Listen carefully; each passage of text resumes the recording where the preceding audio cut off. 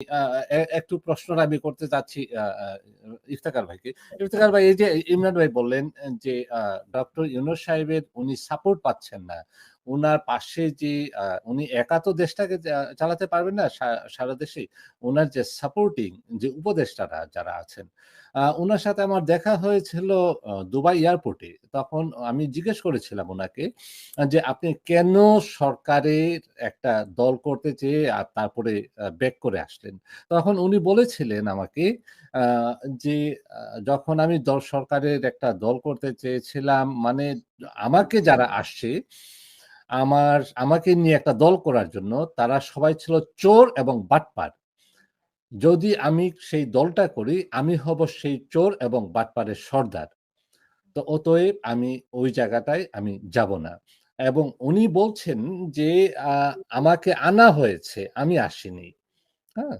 তো আপনার কি মনে হয় যে বর্তমান যে সরকার, সেই সরকারের একা একজন ইউনূস সাহেব, বাকি সবাইকে আ আপনি কিভাবে দেখছেন যে কতটুকু সাপোর্টিং পাচ্ছেন উনি? ধন্যবাদ পাঠান ভাই আপনার চমৎকার প্রশ্নটার জন্য। আ আ প্রথমত আমি বলে নিব একটা কথা। ইমরান ভাই যে কথাগুলা বলছিলেন, যে উনি একা কত করবেন? উনার যে উনি কি দেখেন না? অনেক নাম বললেন ইমরান ভাই। আ আপনার কি মনে হয় যে সৎ ব্যক্তিরা, সৎ যারা আছেন তারা সবাই পিছনে? যারা তাদেরকে সাপোর্ট করে আ তাদের নামটা সাবমিট করছেন উনার কাছে, তারা কি বেনিফিটেড হচ্ছেন? তার জন্যই কি উনারা যাচ্ছেন ওখানে? কোন অর্গানাইজেশন? গুড কোয়েশ্চেন পাঠান ভাই। হুম। প্রথম কথা হচ্ছে অনেকেই এই বৃদ্ধ বয়সে ওনার এসে দেশের হাল ধরার কি দরকার ছিল জুলাইতে? অগাস্টের দিকে জুলাই আন্দোলনের সাথে উনি যুক্ত হয়ে। উনার তো কোনো প্রয়োজন ছিল না এখানে বসার। এত না। বদনাম দেওয়া তো দরকার নাই ১-১.৫ বছর ধরে মানুষের গালিগালাজ শোনার।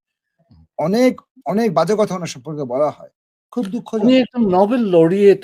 উনার acceptance all over the world. পৃথিবীর অনেক রাষ্ট্র প্রধানরা চান উনাকে সেই দেশে যে এই মাইক্রো ক্রেডিট এবং বিভিন্নভাবে চায়না বেনিফিটেড, আ রা আফ্রিকাতে আমরা দেখেছি অনেকগুলা দেশ, সেই দেশগুলাতে আমি নিজে ব্যক্তিগতভাবে আমি জানি যে আমি যখন আফ্রিকাতে ছিলাম তখন উনি আফ্রিকাতে বিভিন্ন দেশে উনি ট্রাভেল করতেন এবং স্পিচ দিতেন এবং মাইক্রো ক্রেডিটটাকে এক্সপ্লোর করার জন্য বিভিন্ন দেশে উনি যেতেন এবং প্রায় এয়ারপোর্টে উনার সাথে দেখা হতো।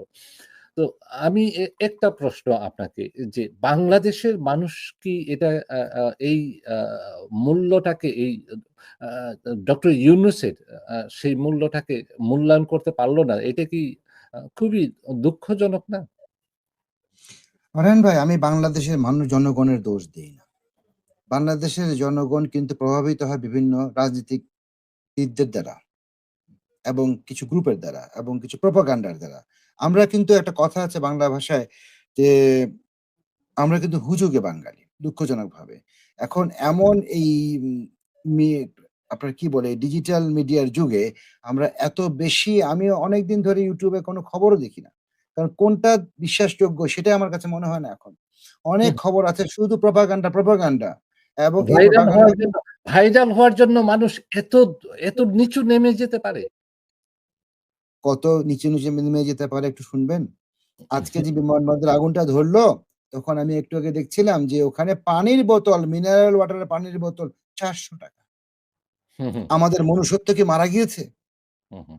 আমার চোখে পানি চলে আসছে যে এটা কেমন করে আমরা বাঙালি জাতি হিসেবে করতে এর পারি? জন্যই মুগ্ধ আসছিল এই হ্যাঁ, রাস্তায়। বলছিল, পানি লাগবে পানি পানি। লাগবে পানি। আহা! কি দুঃখজনক। আমরা দুঃখজনক। কোথায় চলে গেছি আমাদের